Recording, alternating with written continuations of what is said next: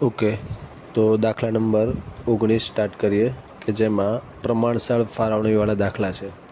તો જો દાખલા નંબર 19 એમાં રકમમાં આપેલું છે કે શીતલ ઇલેક્ટ્રોનિક્સ લિમિટેડે કે 1,20,000 ઇક્વિટી શેર 1,20,000 ઇક્વિટી શેર દીઠ ₹10 લેખે જાહેર જનતામાં બહાર પાડ્યા. એમાં રકમમાં આપેલું છે કે અરજી વખતે શેર દીઠ ₹3, ઓકે, મંજૂરી વખતે ₹3, અને આખરી હપ્તા વખતે ₹4, ₹4. આ રીતે ટોટલ કંપનીએ ₹10 મંગાવવાના નક્કી કર્યા છે. હવે રકમમાં જુઓ કે કંપની પાસેથી કુલ 1,80,000 અરજી મળી. 1,80,000 અરજી મળી. ત્યાર પછી રકમમાં આપ્યું છે કે તેમાંથી કે નીચે પ્રમાણે શેરની ફાળવણી કરી હતી. હવે એમાં ધ્યાન આપજો કે જે 48,000 શેર છે, બરાબર છે, 48,000 શેર અરજદારના પૂરેપૂરા શેર મંજૂર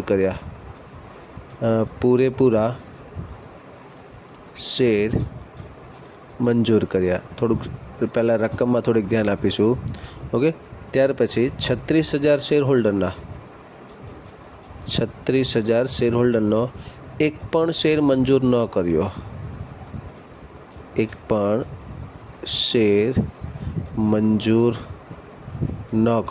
ઓકે.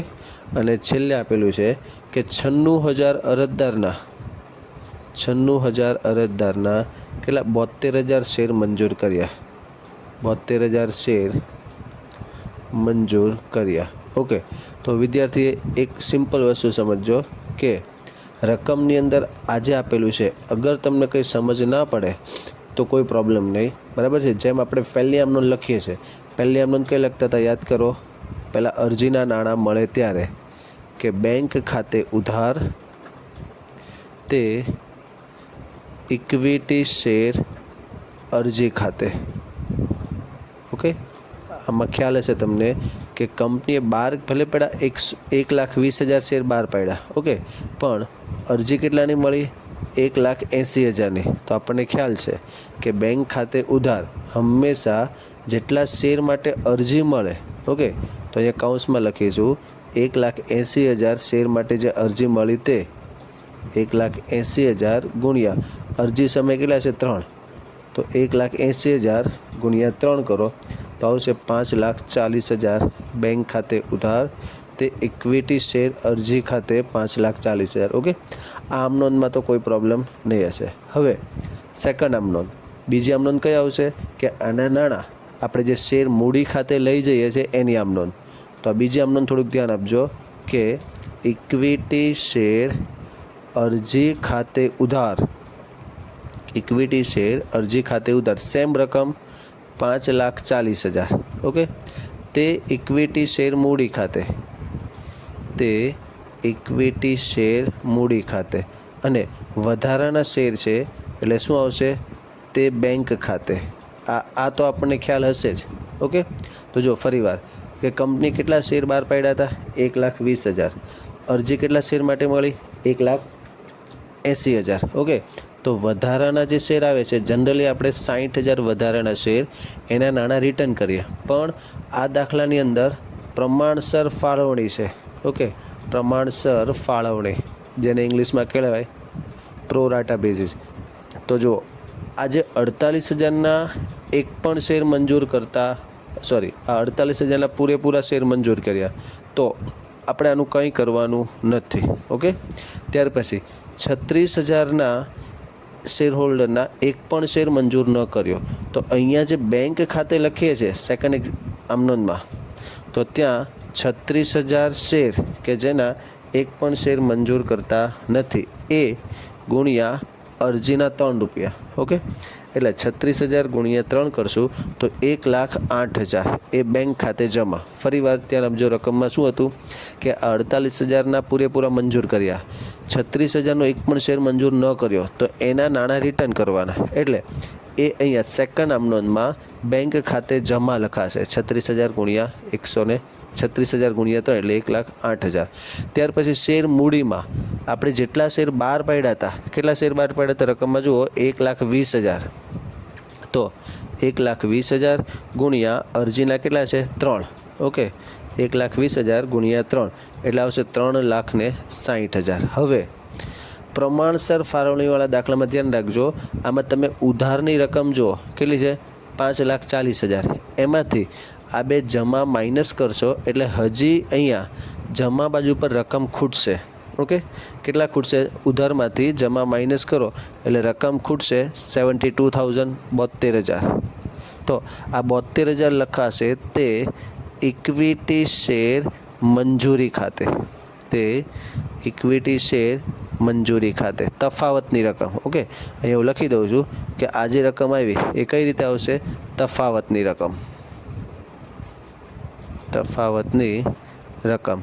હવે આ તો આપણે એમ જ તફાવતની રકમ એ રીતે લાવ્યા, પણ જો આને તમારે રકમ કઈ રીતે આવી છે એ નક્કી કરવું હોય તો રકમમાં જુઓ 96,000 શેર હોલ્ડરના કેટલા શેર મંજૂર કર્યા? 72.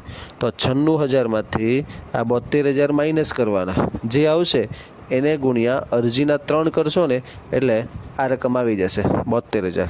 ઓકે, એટલે 24,000 વધારાના શેર હતા, 24,000 ગુણ્યા મંજૂરીના 3 એટલે 72,000 આવી જશે.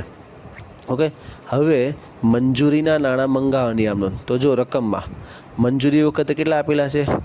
₹1.5 3. તો એના નાણાં મંગાવે એની આમ નોંધ. એટલે આમ નોંધ નંબર 3 ઇક્વિટી શેર મંજૂરી ખાતે ઉધાર, ઇક્વિટી શેર મંજૂરી ખાતે ઉધાર તે ઇક્વિટી શેર મૂડી ખાતે, તે ઇક્વિટી શેર મૂડી ખાતે. ઓકે, આની અંદર હવે ધ્યાન રાખજો રકમ કેટલી આવશે? આપણે જે પ્રમાણસર ફાળવણીમાં તો અહીંયા મંજૂરી ખાતે જમા 24,000 લખી દીધા, એટલે કે આપણે શેર બહાર પાડ્યા હતા કેટલા? 1,20,000. તો 1,20,000 ગુણ્યા મંજૂરીના. ઓકે, તો રકમમાં જુઓ મંજૂરીના કેટલા છે? ₹3. તો 1,20,000 ગુણ્યા મંજૂરીના 3 એટલે આવશે 3,60,000. અરજી મંજૂરી ખાતે ઉધાર તે ઇક્વિટી શેર મૂડી ખાતે પણ 3,60,000. હવે જ્યારે એના નાણાં મળશે ત્યારે આમનો નંબર 4 આપણને ખ્યાલ છે નાણાં મળશે એટલે બેંક ખાતે ઉધાર તે ઇક્વિટી શેર મંજૂરી ખાતે, તે ઇક્વિટી શેર મંજૂરી ખાતે. પણ હવે અહીંયા ધ્યાન રાખજો મોસ્ટ ઇમ્પોર્ટન્ટ કે આપણે રકમ મંગાવી કેટલી? 3,60,000. ઓકે, હવે એમાંથી આપણને અહીંયા 72,000 રૂપિયા આપણે એડવાન્સમાં મંજૂરી ખાતે જમા કર્યા હતા. તો એ 3,60,000માંથી જે આ સેકન્ડ આમ નોંધમાં મંજૂરી ખાતે જે 72,000 લખ્યા એ આપણે માઇનસ કરીશું 72,000 એટલે રકમ આવશે 2,88,000. ઓકે, રકમ કેટલી આવશે? 2,88,000 ઉધાર અને સેમ મંજૂરી ખાતે 2,88,000. સમજ પડી કે આ જે મંજૂરી ખાતે તફાવતની જે રકમ લખેલી ને એમાંથી આ 3,60,000 જે નાણાં મંગાવ્યા એમાંથી આ 72,000 માઇનસ કરવાના. ઓકે, હવે આખરી હપ્તાની બે આમનોંધ જેમ તમે આપણે સિમ્પલ લખીએ છીએ એની જ લખવાની. ઓકે, તો જો આમનોંધ નંબર 5 આખરી હપ્તાની પ્રથમ કે આખરી હપ્તાના નાણાં મંગાવે એની આમનોંધ. તો એ આપણને ખ્યાલ છે કે ઇક્વિટી શેર આખરી હપ્તા ખાતે ઉધાર તે ઇક્વિટી શેર મૂડી ખાતે, તે ઇક્વિટી શેર મૂડી ખાતે. એમાં પણ કેટલા શેર આપણે બહાર પાડેલા? 1,20,000. ઓકે, 1,20,000 બહાર પાડેલા શેર ગુણ્યા આખરી હપ્તા વખતે રકમમાં જુઓ આખરી હપ્તા વખતે કેટલા છે? ₹4. ઓકે, આખરી હપ્તાના આ ₹4.